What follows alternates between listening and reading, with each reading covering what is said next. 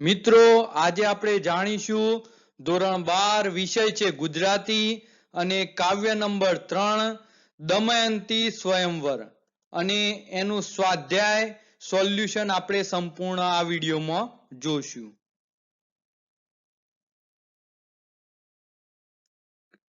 પ્રશ્ન નંબર 3 નીચેના પ્રશ્નોના એક વાક્યમાં ઉત્તર લખો.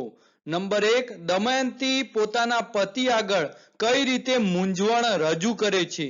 તો એનો જવાબ છે દમયંતી પોતાના પતિ આગળ મંડપમાં પોતાને 5 નળ દેખાયા હોય સાચા નળને કઈ રીતે ઓળખવા એ અંગેની મૂંઝવણ રજૂ કરે છે. નંબર 2 સ્વર્ગમાંથી કયા કયા દેવ સ્વયંવરમાં આવ્યા છે? તો એનો જવાબ છે સ્વર્ગમાંથી ઇન્દ્ર રાજા, વરુણ દેવ, અગ્નિદેવ, યમરાજા એમ 4 દેવો સ્વયંવરમાં આવ્યા છે. નંબર 3 ભીમક રાજા દેવોને ઓળખવા દમયંતીને શી યુક્તિ બતાવે છે?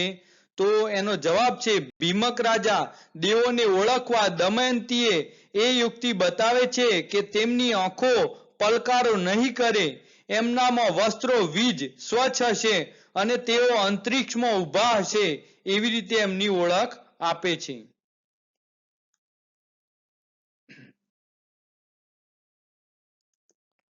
નંબર 4 કળિયુગને નળના શરીરમાં પ્રવેશનો મોકો શી રીતે મળ્યો? તો એનો જવાબ છે એક દિવસ સંધ્યા સમયે નળ જળથી પગ ધોતા હતા એવામાં તેમની પાની કોરી રહી જતો કળિયુગને તેમના શરીરમાં પ્રવેશવાનો મોકો મળી જાય છે.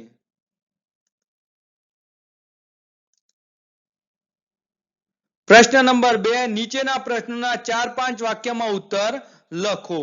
પ્રશ્ન નંબર 1 ચારેય દેવોએ એકબીજાને શા શા શાપ આપ્યા હતા? તો ચારેય દેવોએ સૌપ્રથમ ઇન્દ્રએ અગ્નિને શાપ આપ્યો કે તેમનું મુખ વાનરના જેવું થજો. અગ્નિએ ઇન્દ્રને શાપ આપ્યો કે તેમનું મુખ રીંછના મુખ જેવું થજો. વરુણે મનમાં યમને શાપ આપ્યો કે તેમનું મુખ માંજાળના જેવું થજો એટલે કે બિલાડી જેવું. ધર્મે વરુણને શાપ આપ્યો કે તારું મુખ શ્વાન એટલે કે કૂતરા જેવું થજો. આવી રીતે એકબીજા દેવોએ શ્રાપ આપે છે.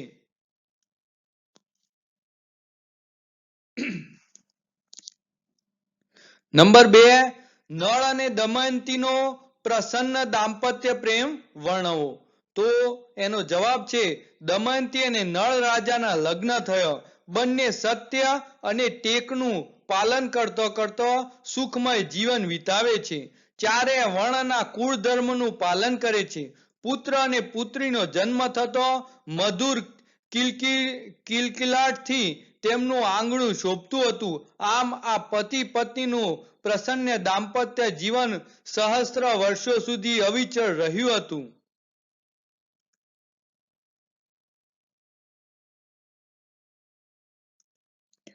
પ્રશ્ન નંબર 1 નીચેના પ્રશ્નોના સવિસ્તાર ઉત્તર લખવાનો છે. મિત્રો આ આપણો લાસ્ટ પ્રશ્ન છે.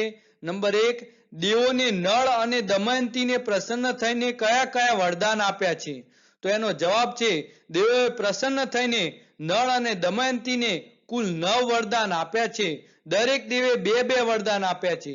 સૌ પ્રથમ ઇન્દ્રરાયે નળને લાખો વર્ષ સુધી સુકાય નહીં એવી કમળ માળા આપી. ઉપરાંત એક અશ્વ મંત્ર આપ્યો. ઘોડાના કાનમાં એ મંત્ર બોલતો તરત જ અશ્વ એક દિવસમાં 100 જોજન દોડી શકશે. અગ્નિએ વરદાન આપ્યું કે તું અગ્નિથી દાજીશ નહીં અને તું જ્યારે મને યાદ કરીશ કે તરત જ હું પ્રગટ એટલે કે હાજર થઈ જઈશ.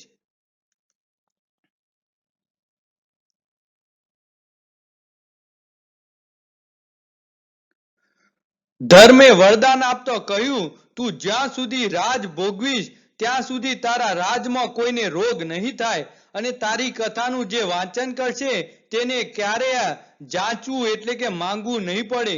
અંતમાં વરુણે વરદાન આપતો કહ્યું કે તારા રાજમાં સૂકું વૃક્ષ નવપલ્લિત થઈ જશે અને તું મારું સ્મરણ કરીશ કે તરત જ તારા રાજમાં જળ વરસશે. એ પછી દમયંતીને વર આપ્યો, તારા હાથ અમૃત સવિયા થજો, એટલે કે તેના હાથમાં કોઈ પણ મૃત વસ્તુ મૂકવામાં આવશે તો તરત જ જીવિત થઈ જશે.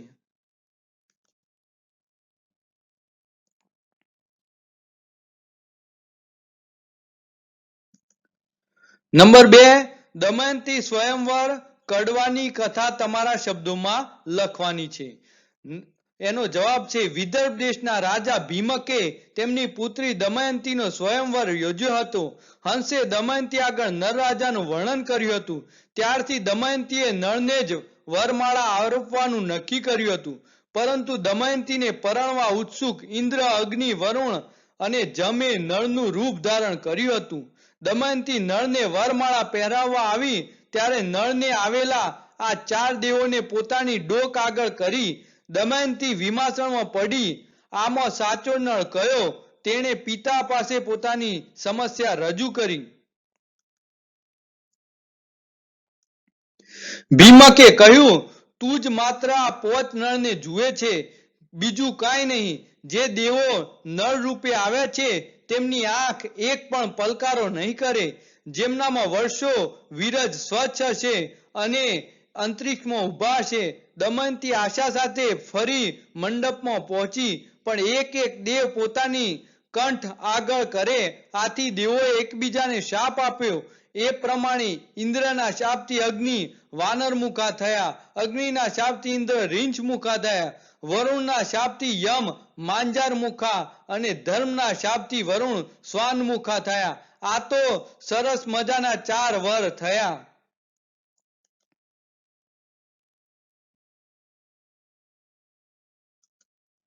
ઇન્દ્રને થયું કે આપણે ખોટો વેશ લીધો. યમે કહ્યું, શા માટે તમે લોકોમાં હાંસીને પાત્ર થાવ છો? અંતે સૌએ એકબીજાને શાપ ફોક કર્યા. ફરી દમયંતીને 5 નળ દેખાયા. એણે સૌને તેમના પિતાનું નામ પૂછ્યું તો કહે, વીરસેન 5મો બાપ. હવે શું કરવું? આ જોઈ તેની દાસી હસી. તેની વિમાસણ દૂર કરવા તેની સખીએ સૂચવ્યું, અરે આ કપટી નળને છોડ, હું તને અનેક ગુણિયલ રાજાનો નામ ગણાવું.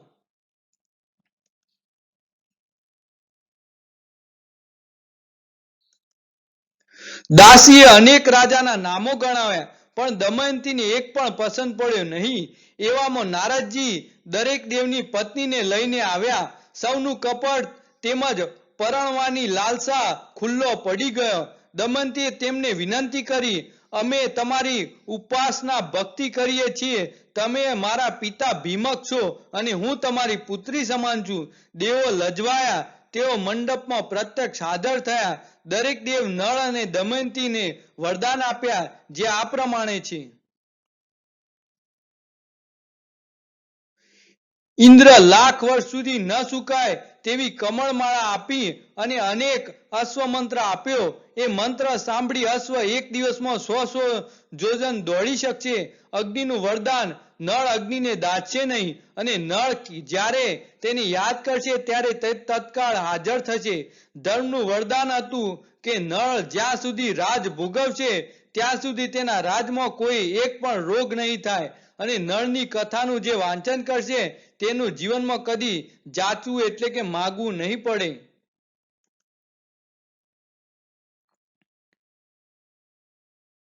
અંતમાં વરુણ વરદાન આપે છે કે તારા રાજ્યમાં સુકવૃક્ષ નવપલ્લિત થઈ જશે અને નળ તેને સંભાળશે કે તરત જ જળ ઉત્પન્ન થશે. દેવોએ દમયંતીને પણ એના હાથ અમૃત સવિયા થજો એવું વરદાન આપ્યું. એ પછી દેવો વિમાનમાં બેસી સ્વર્ગે ગયા.